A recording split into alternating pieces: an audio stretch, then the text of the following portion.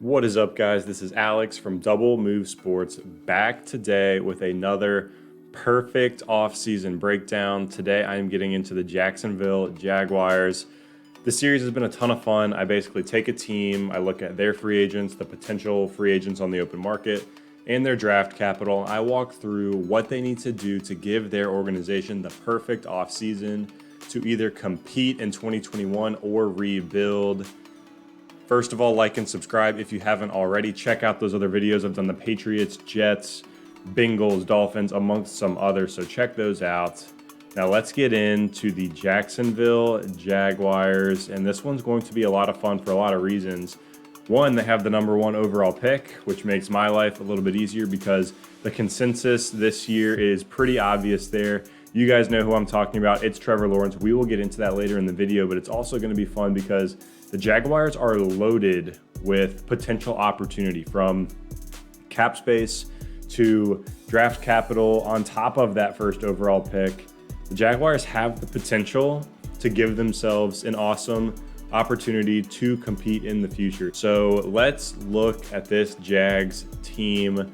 First of all, they hired Urban Meyer to be their new head coach. They're coming off of that 1-15 season. This is a true rebuild for Urban Meyer, but I wouldn't be surprised to see him compete sooner rather than later based on some of the young pieces and the opportunity this team has to get better this offseason. So I think Urban Meyer is a very interesting head coaching hire. I think he's going to do well, but we will see. This Jags team has $59 to $74 million in projected cap space. I alluded to it earlier. That's near the top of the league, depending on where some things shake out with the cap. They could end up at the very top or in the top 3 in terms of cap space. So they are definitely going to be making some moves in free agency this offseason. You look at this Jags team, I know they were 1-15, but they have a lot of key players on this team, a lot of really good young talent. James Robinson at running back. At receiver, you have DJ Chark, Laviska Shenault, and Colin Johnson. Their line is actually not as bad as you would think. The interior line is set with Andrew Norwell and A.J. Cann at guard and Brandon Linder at center. On the defensive side of the ball, you have a lot of young pieces. Josh Allen, Clavon Chason, Miles Jack at linebacker, C.J. Henderson at corner. Didn't quite give them what they wanted as a rookie, but we'll see how he develops. So this team is looking into 2021 with a lot of young pieces in place. Obviously, how some of those younger guys, Josh Allen, Clavon Chason, C.J. Henderson, they need to step it up, right? They need to step it up. They need to play better than they did last season. They need to get through some of the injuries that they've been battling on this Jags team as well. So you look forward to 2021, and let's jump into the free agents on the Jacksonville Jaguars. And it's a pretty extensive list. On the offensive side of the ball, you have Tyler Eifert, Cam Robinson, Chris Conley, Keelan Cole, Tyler Shatley, Chris Thompson, and Mike Glennon. On the defensive side of the ball, DJ Hayden, Trey Herndon, Sidney Jones, and Dwayne Smoot. We don't want to break down every single name, so these are kind of the main players for Jacksonville. It's worth calling out as well, Dwayne Smoot at defensive end led the team last season with 5.5 sacks. So a lot of help is needed on the defense, kind of foreshadowing for later in the video. But let's talk about who we want to bring back. On the offensive side of the ball, I think you can let most of these guys go. I mean, Eifert, Conley, Shatley, Thompson, and Glennon are nothing but depth veterans to me. I don't see the need for this team to bring any of those guys back based on what they're doing. The two debatable names, in my opinion, are Cam Robinson and Keelan Cole on the offensive side of the ball. Keelan Cole actually, I think, serves as a really solid number 3 receiver. He had a good year in 2020. He can come in behind DJ Chark, behind Laviska Shenault, and play solid football. So I think they should bring back Keelan Cole for a decent contract, someone who's affordable for them, but helps them really fill out that wide receiver room. They also have Colin Johnson there, who's a big body target at the wide receiver position as well. So they actually have a lot of depth. They have someone who can be an alpha wide receiver 1 in Chark. They have Shenault. I think Cole is a perfect wide receiver 3, so we'll bring him back in this scenario. And then Cam Robinson's the other interesting guy. He's polarizing because he's been kind of hit or miss at that offensive tackle spot. They're going to bring in Trevor Lawrence in the draft with the first overall pick. So you say, is Cam Robinson really the guy we want protecting Trevor Lawrence? I think they bring him back. I think he's done enough to earn that contract. I think we do address the offensive line as well later on, overinvest in that offensive line with Trevor Lawrence. But we'll go ahead and bring back Cam Robinson and use him on that offensive line. On the defensive side of the ball, I think you just re-signed Trey Herndon, who's a restricted free agent, and Sidney Jones. Both played decent football last season. You don't want to have to go out and sign tons of veterans, especially if you're in a rebuild. You kind of want to keep some sort of continuity on your team. So Sidney Jones and Trey Herndon, I think they can bring back, play at cornerback. You already have CJ Henderson there. Maybe you continue to address the secondary later with younger talent. But for this scenario, I think you bring back those guys, let Hayden and Dwayne Smoot go into free agency. So really quickly, we'll pop on the screen. We're going to let most of these guys go, but really we're just going to bring back Cam Robinson, Keelan Cole, Trey Herndon, and Sidney Jones going into free agency with plenty of that projected cap space available. Now let's talk about those free agent targets. This Jags team has a lot of needs, but to me, there's 3 positions I would love to see them address in free agency. First is the tight end. This Jaguars team has really struggled with the tight end spot lately. Tyler Eifert clearly was not the answer. And there's several names on this free agent market that I think would be really interesting for Jacksonville, knowing they're going to bring in Trevor Lawrence with that first overall pick. The 3 names are Hunter Henry, Gerald Everett, and Jonnu Smith.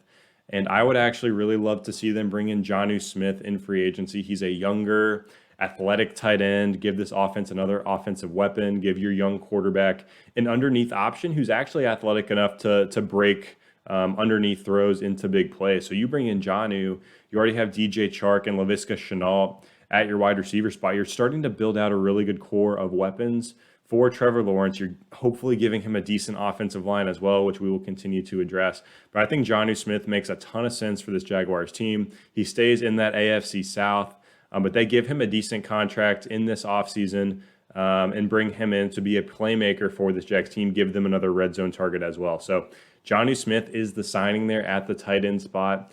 At defensive tackle now, I think, is another position they need to address.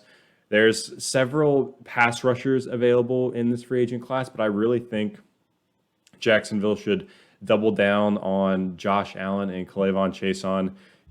They've underperformed thus far in their career, but they're still so young. Josh Allen's battled a couple of injuries as well. So I think they try to address the interior of the line. Hopefully, if they have better run stoppers, guys that can get after the passer on the interior of the line, that'll open things up for those outside linebackers in the pass rushing game. So at defensive tackle, a name that pops off the page to me is Sheldon Rankins from the New Orleans Saints, a young athletic defensive tackle coming off of his rookie deal. He's battled some injuries throughout his career, so that's definitely a concern. But when healthy, this is a dynamic playmaker. He's not necessarily a guy whose plays always show up in the stat sheet, but he is, he's getting bat downs, he's getting hits on the quarterback, he is getting tackles for loss. So he's not at like a 10-sack interior lineman. He's not an Aaron Donald, but he's someone who is very, very solid and can make those game-breaking dynamic plays for a defense. So he should give the Jags a nice lift to the interior of their D-line, really give them a playmaker there who can make plays in the passing game, getting after the quarterback and stopping the run, and hopefully open things up for those pass rushers on the outside. So Sheldon Rankins is the signing here at defensive tackle. In the last big splash signing I would love to see Jacksonville make in free agency is at the safety spot. They are in dire need of a good safety, and Justin Simmons is going to potentially be available from the Denver Broncos, and this would be a home run for Jacksonville. You get an athletic Pro Bowl safety. He brings leadership to that secondary with a lot of young cornerbacks as well. This guy can stop the run, he can cover, he can kind of do it all and really be a leader for that secondary. This would be a huge lift to a defense that has a lot of those developing cornerbacks. We talked about CJ Henderson earlier on. We might address it later on in the draft. Stick around to see if we go ahead and bring in another defensive back. But Justin Simmons would be a great playmaking safety for this Jaguars defense. This would give them a lift right off the bat and totally change the makeup and what this defense looks like on paper and on the field. So Simmons would be an absolute home run signing for Jacksonville. We'll see if he hits the open market, but in this scenario, this is the perfect offseason for Jacksonville. That would be just a perfect fit for the Jaguars. So really quickly, we'll recap the free agents that we wanted to bring in, at least the big names. They'll sign some depth guys as well. We don't want to break down every single name here, but they bring in Jonnu Smith, Sheldon Rankins, and Justin Simmons. 2 guys on the defensive side of the ball, 1 guy on offense who can be a weapon for Trevor Lawrence.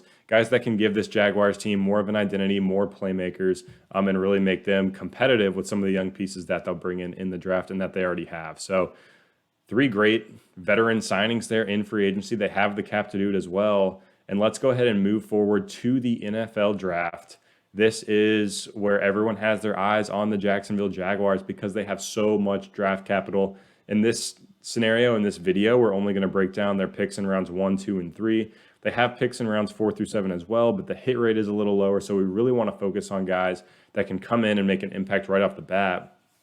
And they have 5 picks in those first 3 rounds. Actually, 5 picks in the first 65 overall in the draft. They have that round 1, pick 1 in this draft. They also have round 1, pick 25. They have round 2, pick 33 overall, round 2, pick 46 overall, and round 3, pick 65 overall. So they could bring in 5 guys who can make an immediate impact to this team. Who knows, maybe they'll hit on some guys later on as well. But I think these 5 picks are going to give them a lot of young talent under Urban Meyer in that AFC South division, where who knows, with Houston potentially rebuilding, with the Colts not knowing who their quarterback is going to be, and then the Titans obviously are pretty strong as well. But the Jaguars could come out and surprise people in 2021 right off the bat. But let's just jump into it. Round 1, pick 1. We all know who the pick's going to be. This one's easy on me because I don't have to break anything down. It's Trevor Lawrence. He's the quarterback out of Clemson. This is I don't want to use the word generational lightly at the quarterback spot, but you hear those home run first overall picks at the quarterback position. You had Andrew Luck a while ago, even back, when Peyton Manning came out, he was the clear-cut number 1 overall pick. Trevor Lawrence is one of those guys that's just like a locked and loaded number 1 pick, a fantastic quarterback prospect. He's shown that he's a winner. He's shown everything that pro scouts want to see. He's that prototypical NFL build. He's a very smart cognitive quarterback, and he has all the physical tools as well. So Trevor Lawrence is just a locked and loaded pick here at the number 1 overall spot. And the Jaguars really won the lottery here in 2020 going into 2021 as they're going to get that generational franchise locked and loaded quarterback in Trevor Lawrence. Now, things get interesting with the 25th pick in round 1. They could go a lot of different ways here. They could address the defense. They could bring in a wide receiver. I'm not going to have them taking a wide receiver here because I think they have a lot of young talent on this team. But I would actually love to see them bring in offensive line help. I know they're already pretty solid there. We re-signed Cam Robinson. But I want to see them go out and get Sam Cosmi, offensive tackle from Texas. And this is an opportunity for Jacksonville to over-invest in that offensive line. When you have Trevor Lawrence coming in, you want to protect your young franchise quarterback. Go out, sign Sam Cosmi, pair him along with Cam Robinson at the tackles, and you already have that really solid interior offensive line that we touched on earlier. So that's the pick here in round 1, pick 25. Go out and get an offensive lineman. Really start building that O-line now, developing that O-line now so that you don't have a situation where your rookie quarterback can't do anything because he's under pressure all the time. So that's the pick here at the end of round 1. And then round 2, we're going to start addressing the defensive side of the ball. The pick at round 2, pick 33 overall, is going to be Devion Nixon, defensive tackle out of Iowa. I know we already brought in Sheldon Rankins, but bring in another interior D lineman with him to totally remake this defense.